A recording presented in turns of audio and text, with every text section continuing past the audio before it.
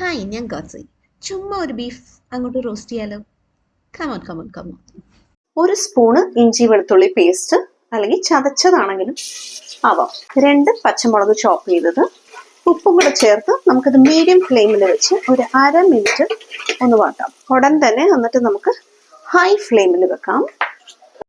കുറച്ച് ഫാറ്റുള്ള ഇറച്ചിയാട്ടോ ഇത്. എടാ, തനി ബീഫ് എത്രയുണ്ടെന്ന് പറഞ്ഞില്ല. അത് ശരിയാണല്ലോ. Beef is 3/4 kilo. ഓക്കെ, വെള്ളം നല്ലോണം വാർന്നു പോയതാണെങ്കിൽ അത്രയും കൂടെ നല്ലതാണ് കേട്ടോ. അതങ്ങോട്ട് ഇട്ട് കൊടുക്കാം.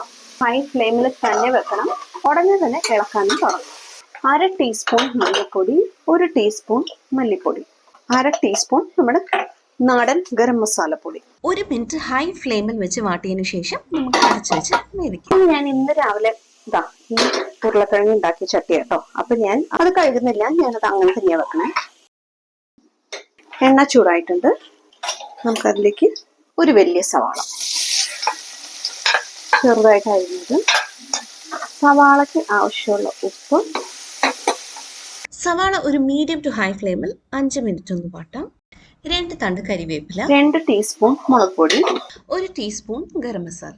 അതൊന്ന് ഇളക്കിയതിന് ശേഷം സവാള ഒന്ന് സൈഡിലേക്ക് മാറ്റാം കേട്ടോ. എന്നിട്ട് നമ്മുടെ തക്കാളി അങ്ങോട്ട് ഇട്ട് കൊടുക്കാം. 1 തക്കാളിയാണ് ചേർത്ത് കൊടുത്തിട്ടുള്ളത്. തക്കാളിക്ക് ആവശ്യമുള്ള ഉപ്പ്. ഹൈ ഫ്ലെയിമിൽ വെച്ച് തന്നെ വാട്ടിയെടുക്കാം. Let us open the cooker.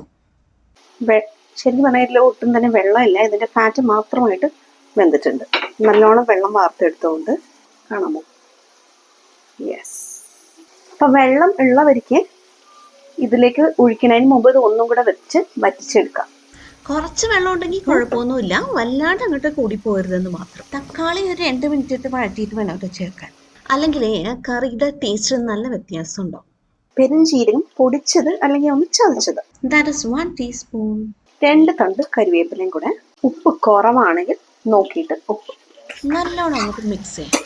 റോസ്റ്റിങ്ങിന്റെ അളവ് ഓരോരുത്തരുടെ ഇഷ്ടത്തിന് കേട്ടോ. So roasting is done, it's ready. ഒരു ക്വിക്ക് സാലഡ്. പരിപ്പിൻ്റെ സാമ്പാറിനും ഇടക്ക് നിന്നുകൊണ്ട് ഞാൻ എങ്ങോട്ട് പോകണം എന്ന് ആലോചിച്ച് നിൽക്കുന്ന ഒരു കറിയാണിത്. ഇതിൻ്റെ റെസിപ്പി നാളെ വീണ്ടും സന്ധിക്കും വരെ നന്ദി, വണക്കം.